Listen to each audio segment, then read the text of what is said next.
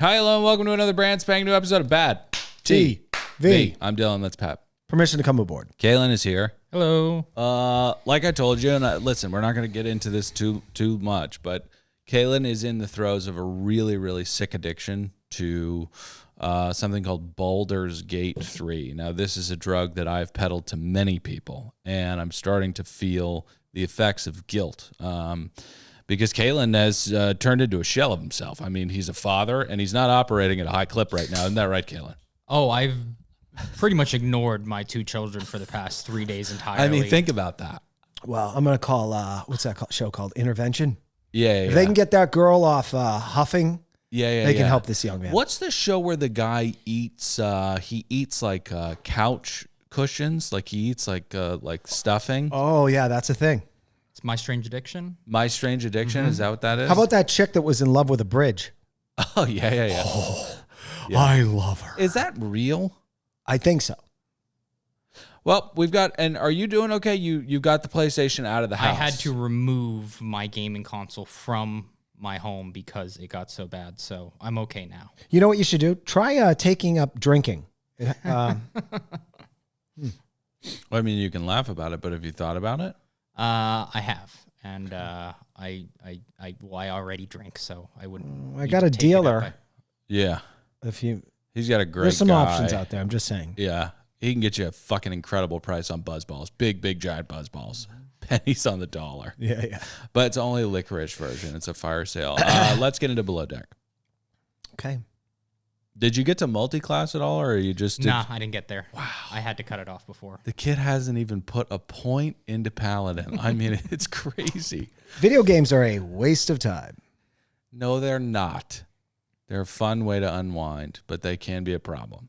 I mean, I told him when he started, I fell asleep sitting up playing that game. It is a problem. I didn't have a child at that point, but still. Did you ever, of course, you haven't read Gene Simmons' first book about financing. Unless you've made your first 100,000, don't take a weekend off. Gene Simmons? Gene Simmons of Kiss wrote a book about money. About money? And I always remember that line. Unless you have your first 100,000, don't take a weekend off. You know, it's like... just because you're a Jew doesn't mean you get to write a book on finance, right? Well, you were in Kiss, okay? Kiss. That's not how he talked. Let's get into Below Deck. We have Annette and her polo husband joining the show. More importantly, give me an H, give me an A, give me a T, give me an E, right? But more importantly, what? We have the Balkan Biscuit back. The Balkan Biscuit is back. Let's give your thoughts and knots there, Dale. PSAs. Oh, yeah. Speaking of the Balkan Biscuit, Kaylin, I got to get the C-Rat Con from you. You have it. Okay. Yeah, we got to get the C-Rat Con. I think we'll drop that exclusively for the $10 tier. They need $5. Come on. Give it to them. They get too much. They get too much. But I'm trying to sell the $5 tier because we've had so many new patrons come in. I want to show them how generous we are. We'll talk about it. I want to be a little tyrannical and say if you want C-Rat Con, upgrade to C-Rat Con. But we'll talk about it off mic. Yeah, I shouldn't have done that. At the $5 tier, yeah, we have Love is Blind. And I cannot tell you how much fun we are having with that. Oh, my God. I think we just laid down our best 2 episodes we probably ever laid down. People are in our feed telling us how hilarious it is. Someone broke their Achilles heel. Yeah, the great running Katie to Bennett. listen to the episode. Yeah. I hope she's okay. I miss Katie. Katie and I did sketches together. We were at the UCB together in the early aughts. But anyways, yeah, people are really loving it, and so are we. I feel, of course, we can't really replicate the magic of Wine Hag. That was a dazed and confused, just salad day of bliss. But I think this gets like fairly close. I'm having such a good time with this season, and I actually think that it's a really, really good season. Yeah, as I've commented on the podcast, there is a girl there. Her name is Bree. She's nicknamed herself Breezy. Her voice, everything that comes out of her mouth is so nauseating. I have recommended that she can only date a man that's hearing impaired. For sure. And also, you know, I'm not saying that Breezy should be eliminated from contention for everyone when thinking of a nickname, but it is kind of calling and referencing a man with a whale cock who had beaten the shit out of multiple women. I mean, he's immensely talented. I'm not trying to take that away from him, but maybe we'll go with a different name. Also, traders. Oh my God. Oh my God. By the way, if you want to learn how to play traders, and I think we have a friend of the show, Fraser, who may in fact be a contestant on there, I will call Fraser and I will give him my 3 rules of winning traders. And his name's Fraser. Fraser, that's what I said. That's what I said. I know. That's how close we are. I know. And I know how to win, and I have predicted pretty much every single episode what will happen. So if you wanted some insight on the game Traders so that you can go to a cocktail party and brag how good you are by stealing my thoughts, listen to our coverage of that. Okay. What are you doing with the board over there? I was just lowering Pat's levels a little bit. Oh, too loud. I'm excited. Yeah. All right, let's get into the episode. And you can find all that at patreon.com/another podcast network. I tried to change the URL. Somebody has patreon.com/badtv. Wouldn't you know? Can you find them and hurt them? Sure. There you go. That is a producer. Right That's there. a producer. Okay. The old Kalen would have said no. That's a good point. He's lying about that. That's but right. he's learned to say yes, even though yes, you man. mean no. That's right. Gosh, the strides. He's growing. All right, let's get into it. My thoughts and pots, middling episode, 60 pots, but I want to say Annette is just the worst. Annette is one of these people that, because of the gilded hallways, you've kind of forgotten how to operate just regularly. And by that, I mean trying to, you can't figure out how to eat a strip of bacon because you're so wealthy. Right. Yeah. I've never seen a person try and eat a piece of bacon with a fork, you dumbass. Right. You eat it with your fingers. She's a dumbass. Also, Ben. Sorry, can we go back to the bacon thing? There are things that you do with your fingers. We can talk about this for 40 minutes there are because things that that you made do with me your so fingers, mad. okay? Yeah. Because there are utensils, that does not mean that your fingers are now rendered, they don't have to work anymore. Right, exactly. Okay? You use a fork to give your husband a blowjob. You use your fingers. Right. Pick up the dead swine. Yeah. Insert it in your pie hole. Right. I don't like Annette either. And she does this thing that I can't stand. Yeah. Which is that something's impacting an entire group of people. We're all feeling it. There's nothing we can do about it. Right. But she feels the need to vocalize it. Right. And look, forget vocalizing it. I feel as though you may be speaking of the heat. That's correct. Forget vocalizing. Let's lay on the ground and pretend like emergent services are on their way because I'm on the brink of death. That is right. Cannot stand this I woman. can't. Oh, I'm sorry. I'm sorry, Annette. You know what? I just talked to God. He just handed me the thermometer. Let me. It's called a thermometer. Dear Pat, it's coming down. It's called a thermometer. Thank you, God. Let me turn it down for this annoying witch. Yeah. And that she has that. You're welcome, C-Rod. That Dolores Umbridge cadence where it gets kind of high and it's just pure evil. Ben, I know we've got. Let's call him Has-Been. He is so sad. He is so sad. I cannot think of him other than being Has-Been. Yeah. I'm kind of having fun with this double dragon of pots and thoughts. I think we should just do this all the time. No. I'm sorry. I'm. Did that I come apologize. off as passive aggressive? Because I didn't mean it to be. I really enjoyed the double dragon. No, but I'm stepping all over your thoughts and knots. Has been better because he is. When we're talking about pairs and bombing runs, we're losing focus, right? I burnt my hand on a stove a couple of weeks ago.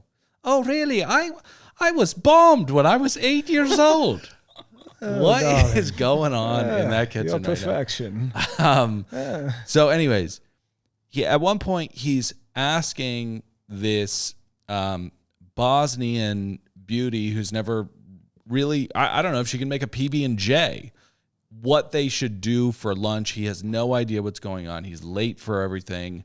It's confusing. And then we get to Daisy, who I don't mind bad managers. I mind bad managers who try to gaslight people into thinking they're good. And those usually come hand in hand. But Daisy is just so frustrating to watch. She's not a bad person or anything like that. Just if I was to work in a professional environment with her, I would just be like, you get me the fuck out of here. Anyways, 60 pots, thought it was okay. Okay, I am liking this season so far. Forgive me, Daisy. Perhaps you're a nice person, but I love how you've been shoved aside as far as storylines, only because I've had enough of you. With Sailing, she was the focal point, which I'd argue destroyed that franchise. Well, Gary's sexual assault. I know, but she couldn't help herself but get in the way of just being the focus of everything. Wherever the cameras were, she was making out with the guy where the camera was facing. There was a triforce of destruction on that show. And we're a little bit precious about it because that was our favorite iteration of this show. The knives were flying. It was parsnips. The captain was a tiny little serial killer. There was everything about it that we loved. Gary, Colin, and Daisy... that trinity destroyed that franchise. It did. And it's really and sad. now she's here and she's been sidelined. Yeah. Thank God. Okay. I'm having a lot of fun, mainly because of the drama in the kitchen, and I welcome the Balkan biscuit. Yeah. I welcome. Now, I went online and I saw there were mixed reviews about the Balkan biscuit being back. Okay. Okay. This is what I'm going to say. No matter your personal... What do you mean mixed reviews? Well, they were like, she's back again. I don't want her back. We've had enough of her, blah, blah, blah, blah. Okay. Let me tell you something. God, do they she's make it? Good Yeah. TV, and she's good for one reason, and it's kind of touched upon in the episode. She's fucking Russian. And she's not. Well, she's kind of from that same area. All right. Same fucking area. It's a culture that has frozen their balls off for their entire lives. And they spend a lot of time under the thumb of some little dictator. Yeah. Okay. That makes you in your inner soul a furious person. You know, I got no fucking idea what Bosnia and Herzegovina and that you've got Serbia and Montenegro. I don't know. It's a bunch of miserable fucking white people that are drunk on vodka and want to kill each other for something. And get us in the comments and let us know. Give us your thermometer on what actually happened historically in that region, because we actually have no idea. Here's my point. Okay. Ben has met his match with her in that galley. Okay. Oh, yeah. She has been sent here by Satan himself to make his life hell. You're talking about the bringer of light. That is it. Right. Now, and I am here for it. Now, where is Alicia so I can get some burnt popcorn? This is actually an edible. Great. Okay. Okay. What else do I like here? Nothing, but it was a decent episode. 14 pods. Okay. Passcode is... Okay, got that. There we go. All right, so we've got a new sous chef. Her name will be degraded to assistant chef. I kind of think sous chef is more... Low level? I don't think. I think assistant is more low level. I think Sue is more... That's what its intention was, but I think all of the... Galley hand is for sure the most disgusting. I mean, that's right. You're a dishwasher. You're smoking. You're covered in fish scales, fish guts, fish shit. That's what I think of a galley hand, you know? Mm-hmm. But she's an assistant chef. Now, Adil, sorry, forgive me. But when I was a big fan of Iron Chef, you know, the Iron Chefs always had two sous. Well, did you watch the Japanese version or just the early? No, the American me one. Neither. Yeah. Me neither. And I always enjoyed it. And I always thought the sous chefs were just as good and probably own their own restaurants. That was the level of their cooking. You know the thing that really made me a little peeved? What? When I was a young boy, and thank you for asking what. When I was a young boy and I would watch the television program, I was thrown for a loop. How could they be this inventive with a mystery ingredient? And then I learned that this whole mystery ingredient, it was a total sham. It was. It was a total sham. Can I give you the dry ice and the cornucopia and the pageantry of it all? It meant nothing. It was a complete construct. Now, I want to help the audience out because I did a deep dive on this. Okay. To be fair, Okay. they only had 3 hours with the secret ingredient to figure it out. So there was 3 hours, Okay. which seems reasonable if you're going to actually make something decent. Right. If you're going to make a cocktail out of tuna fish, you need 3 hours. Okay. Oh, You yeah. can't make that on the fly. Oh, yeah. Yeah. Right. Bobby Flay's sous chef. Yeah. She passed away recently. No, that was not his sous chef. That was Cora. Oh, that was Cora's sous chef? Yes. Anna Burrell. Anna Burrell, yeah. Mm-hmm. What, do you get the toxicology on her? Yeah, she committed suicide, unfortunately.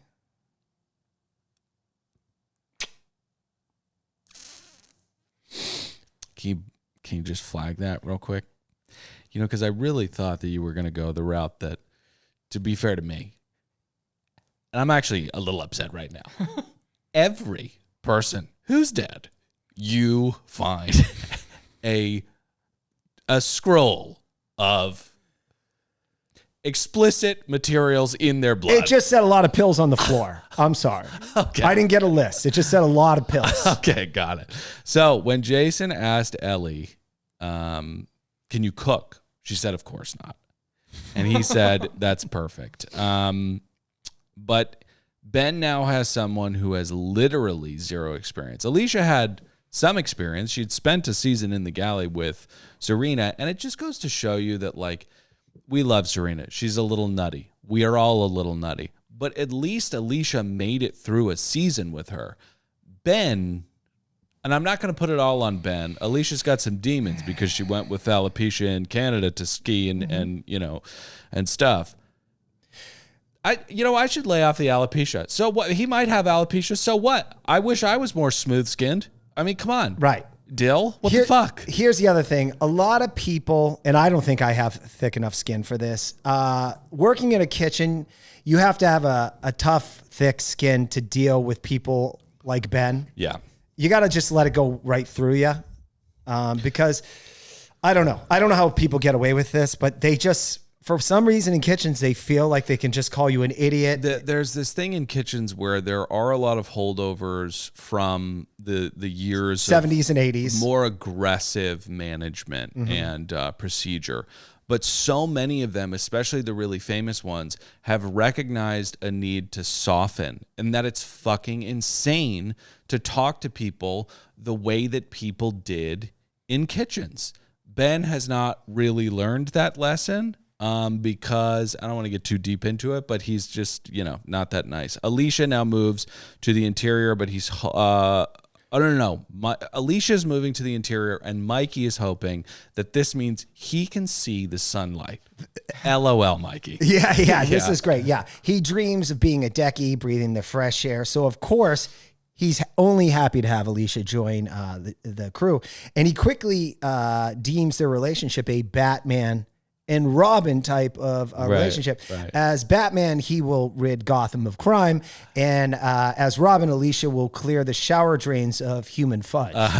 Yeah. Right? Remember that charter? Yeah. I do. And human fudge is disgusting. I'd rather be out there fighting crime. I wouldn't. Can you I mean, it's a headache. It's a headache. Dangling people off of buildings and shit. Where is she? It's like, Can you imagine Robin, though, staring down at a drain? I know, but it's not forever. Robin gets to kick back, Just got to clean up some fudge and then kick back. Ben and Ellie start off strong. He's laying it on thick. Ellie, should we talk about her fashion really quickly? Oh, go ahead. Yeah. Ellie has very beautiful fashion. Also looks like a bit of a stripper. Just in this moment. And what that means is that Ben is torqued.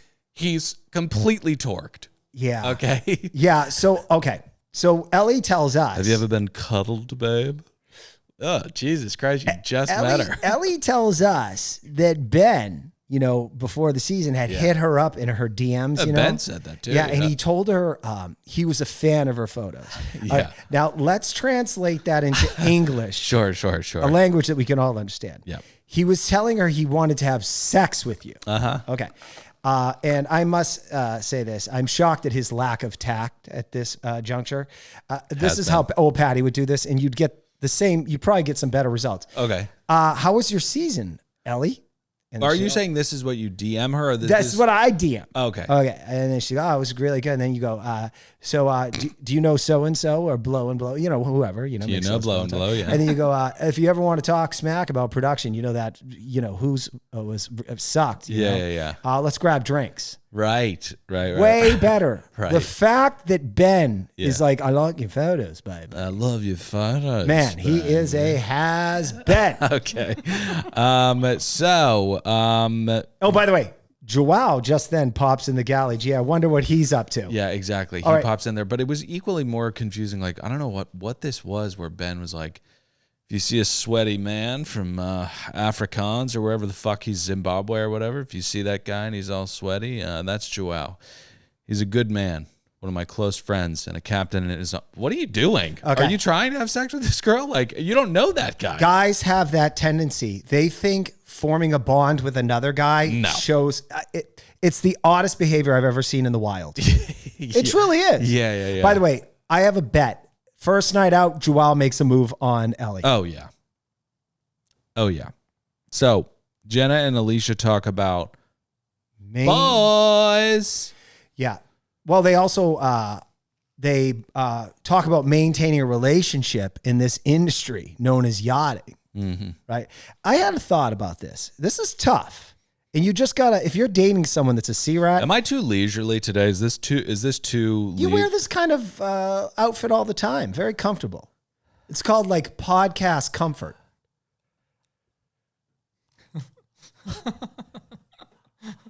How would you describe these pants? Well, you're wearing sliders with the white socks. Sliders. And then these like, looks like workout yoga pants or something. Yeah. It's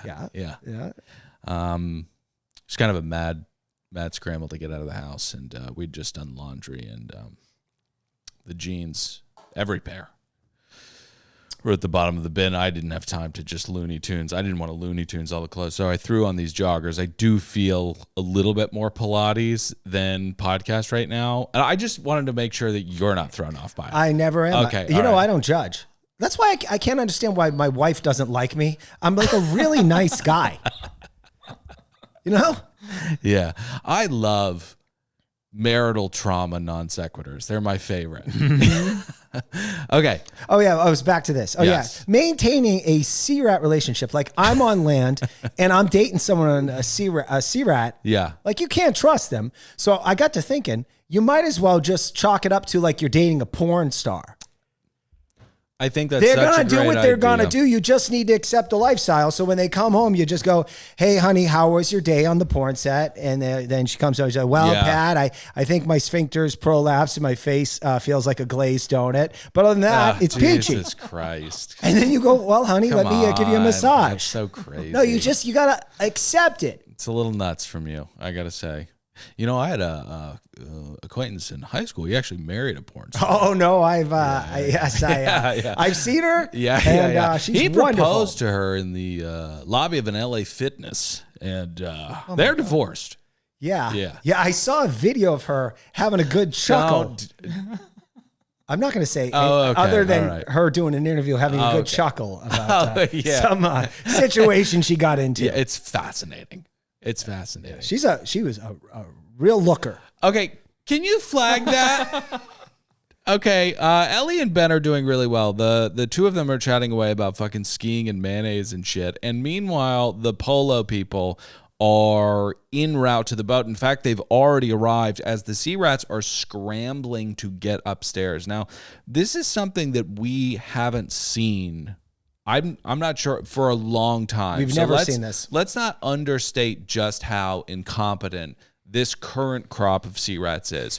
Batul doesn't understand English, and we'll get to it. I don't fault her, but she simply doesn't know what's going on. Well, everyone speaks English on this boat, and I fucking need subtitles. Right, exactly. But back to Ben. Yeah. First off, You're talking about has-been? Has-been. Yeah. There's two people are going to say we're being too hard on him. There's two things going on with Ben. One is he thinks he's too good for this show. So he's really not paying attention. Second, he is really fucking off. Yeah. Really off his game. Yeah. So those two things going together, that's going to really hurt him this season. Right. So the J-Man is very, very upset. And Ben says, sorry we were late. And he says, don't let it. No. J-Man says to the Polo people, sorry we were late. Mm-hmm. And he says, don't let it happen again. Now, this is one of these kind of, it's this rage-filled joke that the nouveau riche can deliver, and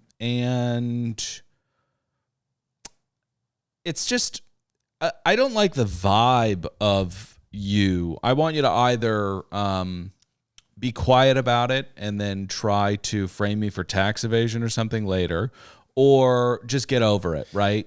Am I making sense? No, I don't know what. No, you are. What I'm saying is, I don't know what this is called, but human beings, some do this, and I'll give you an example of it. It's like when someone makes a joke at your expense and they lie to you. Like someone walks in a room and they go, you're like, am I late? And you go, yeah, you're late. Actually, we lost the account, Bart. And he's like, we lost the account. Yes. And it's all your fault. Kidding. Everything's great. People that do that to you to give you trauma for 4 seconds. Although you and Casey did that to me a year ago, you fucking assholes. When we joked that she was pissed at me because I had to leave. But anyway. Oh yeah, that was funny. But we did a podcast with Casey, and Pat had an emergency in the middle of the podcast. He had to go pick up Ellie, and when we ended the episode, Kate and I had agreed that I was going to tell Patrick that she was never going to speak to us again. And she did a really good job playing along. But my point is, you guys weren't doing that. You were just having fun. But there is, with this particular charter guest, a sense of control by having to say that. I could never say that to these people. Ugh, because I wouldn't like how it went through there. Because Ben, clearly it bothered him. Yeah, it bothered him, and it bothered the J-Man too, because the J-Man is really not happy. He tells Ben, you have to get your shit together. Don't let that happen again. And we should say that, like, this needs to be treated with a certain amount of severity, because we do not see this on this show often. Mm-hmm. As incompetent as these people are, we just do not see this. It's kind of crazy. So the guests drink their preferred welcome beverage, which is it's some kind of Shirley Temple mimosa. It looked like trash in a flute because these people are trash. So the Virgin is having a tough time understanding the various polluted tongues of the vessel. Naboo, yes. She doesn't know what she's doing. Well, she doesn't know what she's doing, but then she's also being spoken to in Afrikaans and fucking Scouse here and Australian here and Essex here, and she just has no clue what's going on. Sorry, may I interject myself here? Naboo is a very nice person, but casting. Well, Naboo is a planet from Star Wars. Right. What are we doing here? She is perfectly lovely, but we dealt with this, and I'm addressing casting directly. Yeah. Haven't you learned your lesson from the last season of Sailing, which is no more, by the way? A guy named Daffodil. He was fucking dead weight. Dead fucking weight. I don't remember Daffodil. Oh, yeah. There's only so many spots for sea rats on a vessel. Daffodil was the... Mustafar isn't holding a nation spellbound. I'm sorry. I like her so much. Mm-hmm. But no. Yeah. You're talking about, like... Getting back to Baldur's Gate, we can't have... Genesius has to go. We can't have anyone in the party not really serving any use, right? Mm-hmm. You've got to do something. Whether it's healing... Listen, I'm not a healer. I think it's kind of boring, but we need you.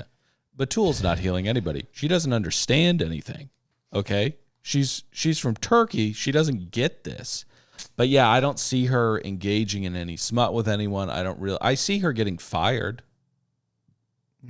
I see her getting fired. And we'll get to the meeting with Captain Jason, but more beforehand. Okay. More on that at 5. So Ben realizes that these guys have standards, and it was good to see Ben recognize that he had just the luckiest first charter of all time with these drug bitches who were just screaming at each other the entire time.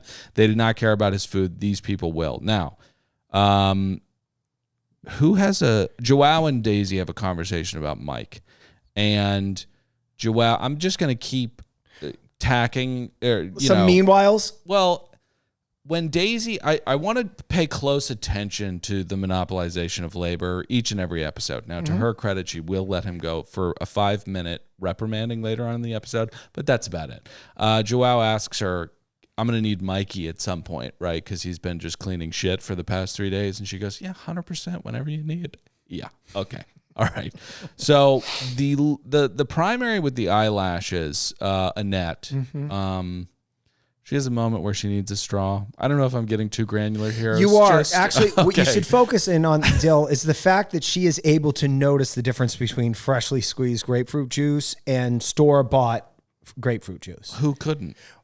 I wouldn't notice a detail like that, but I'm a filthy fucking normie. No, you would. But she's the kind of person that when you have time to ride a horse and hit a ball with a fucking mallet, you have time to notice those small details. Yeah. So that's a lot of time. For good or bad. Good or bad. But anyway, when a charter guest asks you to present the ingredients of said drink to you, yes, you might be fucked.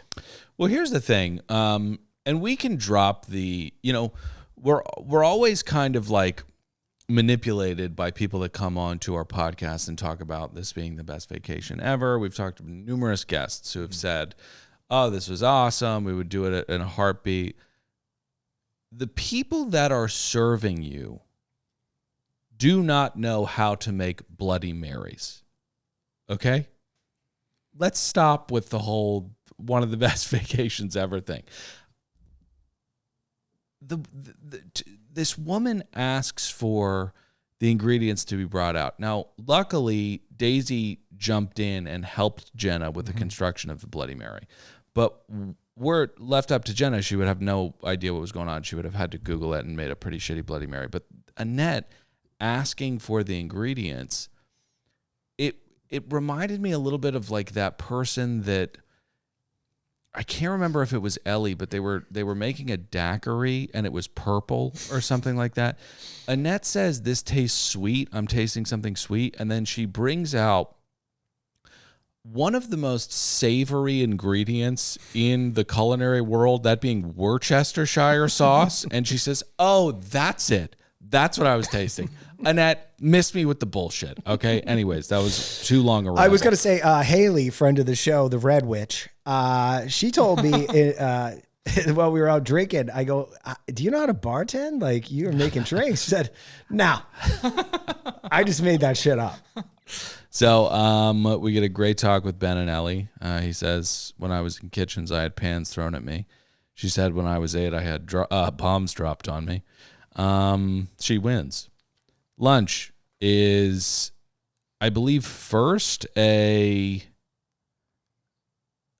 it is seared tuna with an udon salad and teriyaki chicken.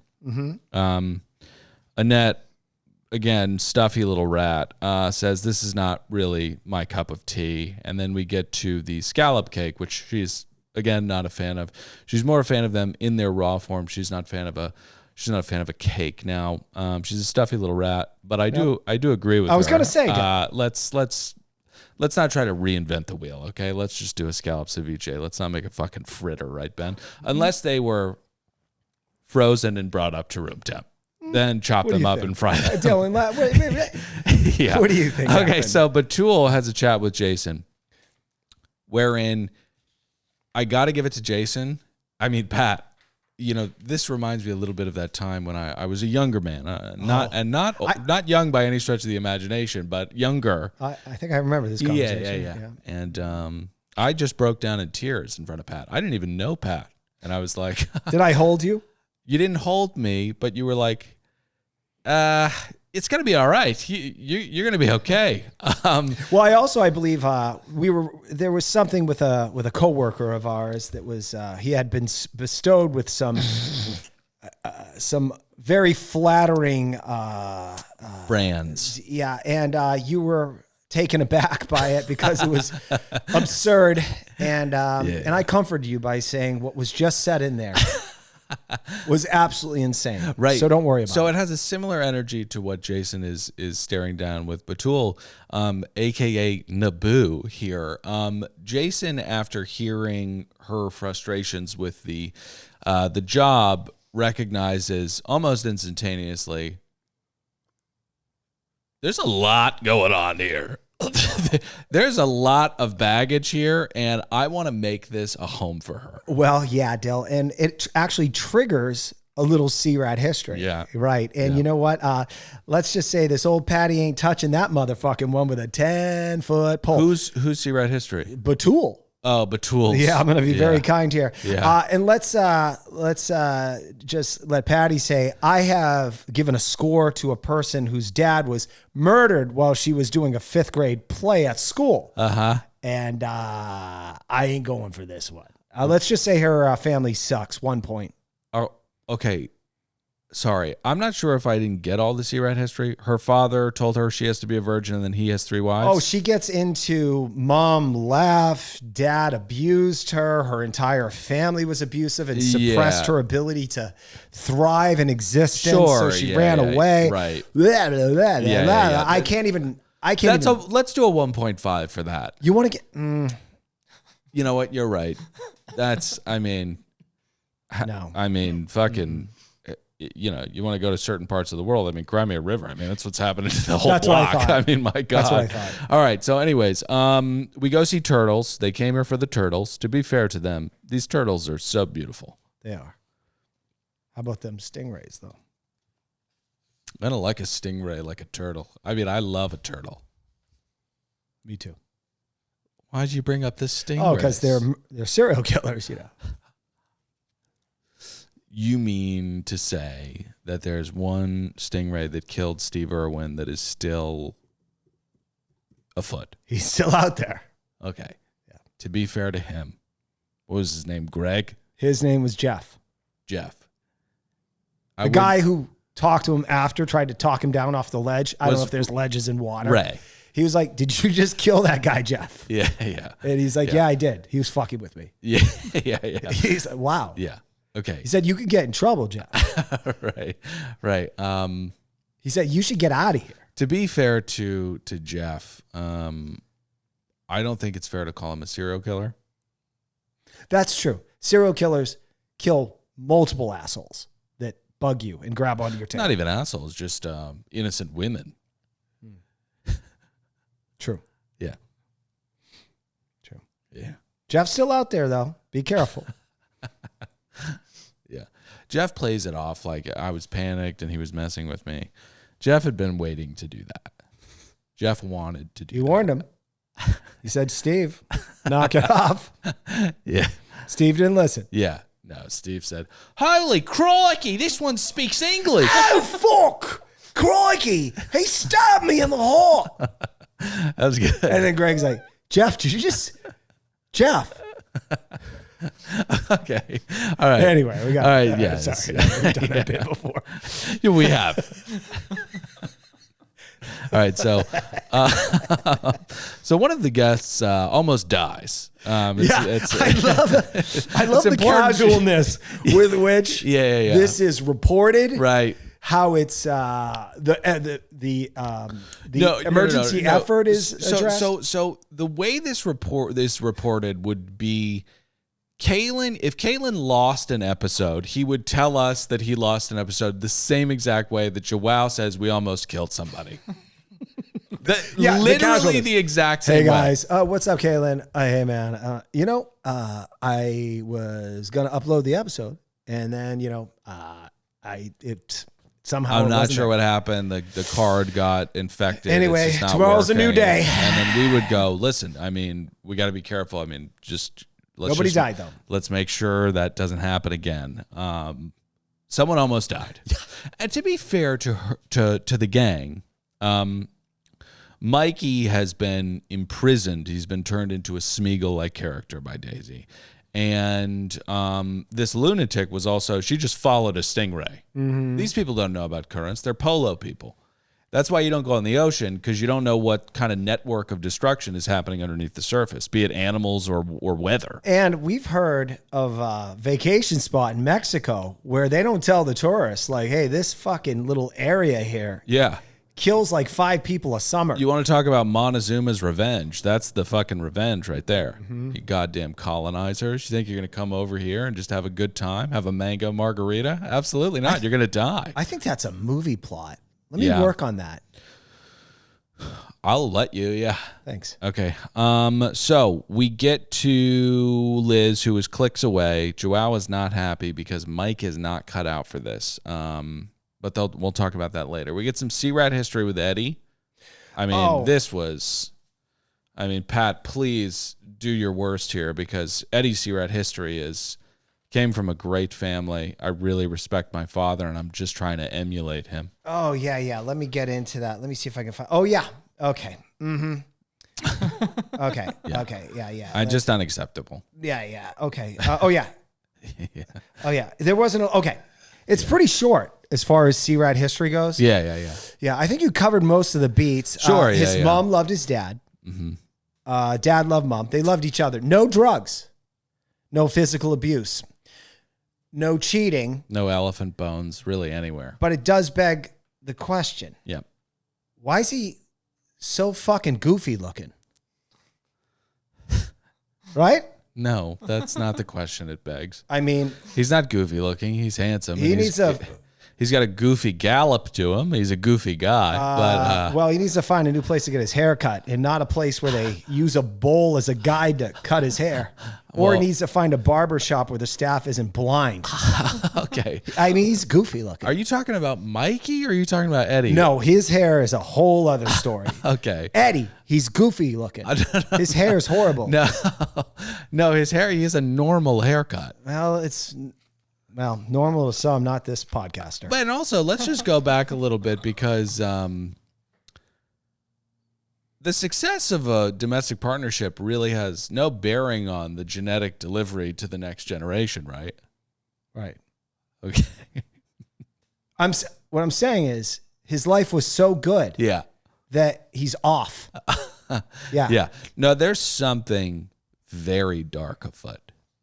There's something really, really... What was that movie with Harrison Ford and Michelle Pfeiffer? Oh, What Lies Beneath. Something lies beneath. Hey, by the way, if you guys haven't seen that movie, check it out tonight and do not read anything about it. Just watch the movie. Great movie. Loved it. Phenomenal movie. I love a movie that culminates with a car chase. Be it What Lies Beneath.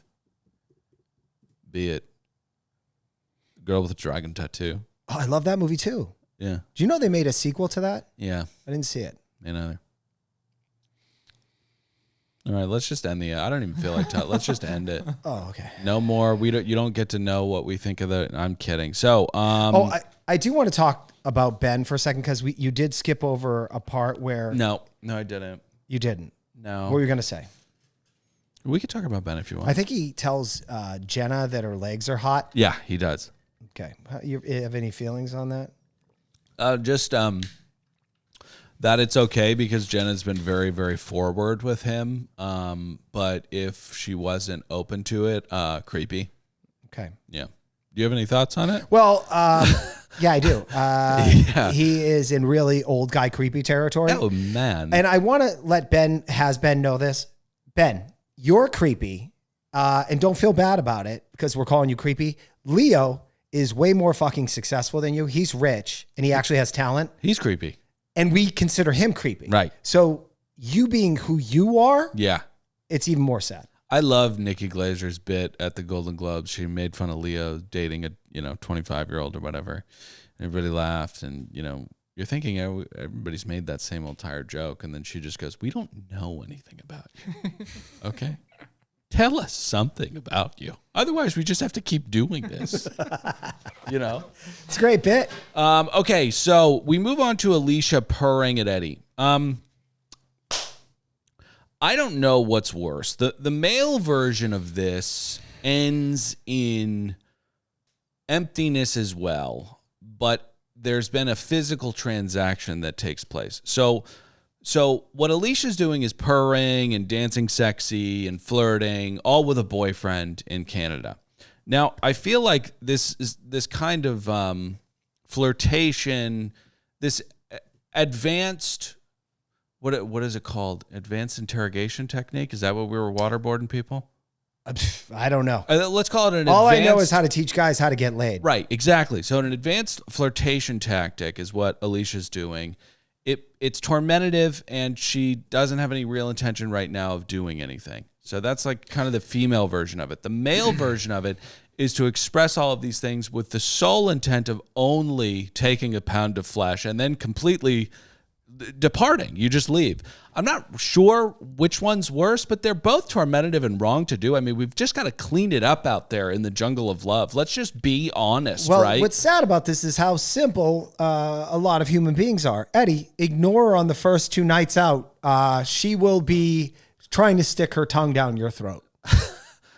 I'm sorry. No. That's how weak we are as human beings. And this is why Simon & Schuster and Penguin Random House are at war. With my book, Cracking the Code, How to Close More Ass for Less Money. Yeah. Right, exactly. They actually, Dylan, I didn't tell you this. We had a meeting last week. They said, Pat, what do you think about this? Just chew on this. How about closing ass for no money? Yeah. And I said, that makes me sound cheap. I'm sure they brought up these trying times in the economy and stuff like that. But I'm glad you stuck to your guns. Okay. So we're wrapping up the episode here. We mentioned that he reports it to Captain J-Man. But anyways, tonight is the Polo and Pearls dinner. A touch of elegance to their favorite hobby is what is requested. It's the beverage sheet. So with these guests being very demanding and all of the service being abysmally bad of late, also one of them almost died. Daisy goes to Alicia and Jenna. I don't fucking care what you do. Just fucking... I'm going to go fucking... I don't know what Daisy was doing for 3 hours. This is absurd. When she comes back and has an employee review about the setup... Yeah. By the way, did you not... I assume the preference sheet had laid out what the decorations were for what party. Or perhaps they didn't, but perhaps they did. Regardless of that, Daisy says...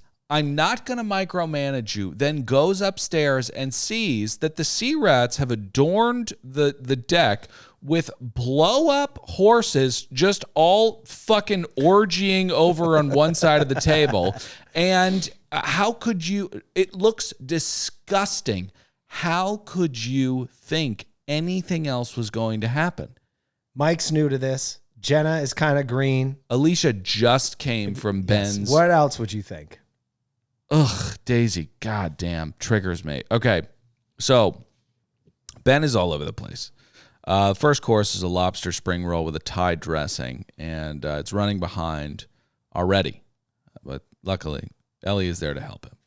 Because despite it being his kitchen, he has no idea where anything is. Well, I know, but she brings structure, Dylan, because she's overcome disorganization on the count of her dodging bombs being dropped on her. Yep, exactly. Now, Joao has a chat with the exterior after dinner, or in the middle of dinner.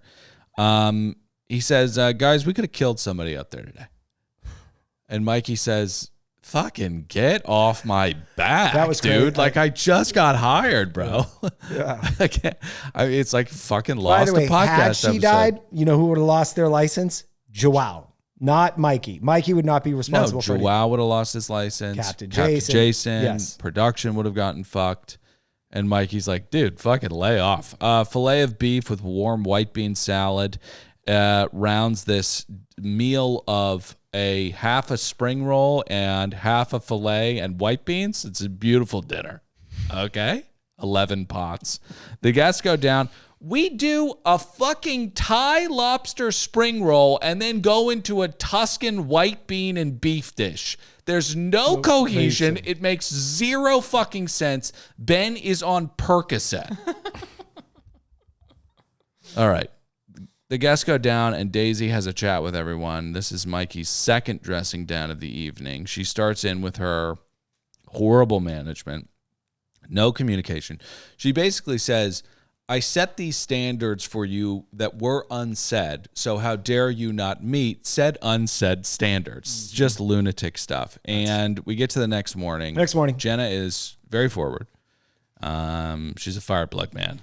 With that Mars accent, I really love Jenna. And Annette doesn't know how to eat bacon. Okay. Oh, she doesn't. Okay. She needs a new fork, I guess, or something. This fork's not sharp enough for this bacon. Wouldn't you like to see her try and give a blowjob with forks? I don't want to see her do anything sexual. Don't actually. Ew. Those fucking ladybug lashes. God damn. She is kind of annoying. Kind of. We get to the beach, and this is where things really just take a catastrophic turn. Nothing is set up. It's too hot out. Annette is on the verge of death. The only thing that can save her is a new swimming suit. Because if she is able to have the new swimming suit, we'll not need a thermometer. This oppressive heat will be completely fine. And it's almost as if it's not the heat that's the problem.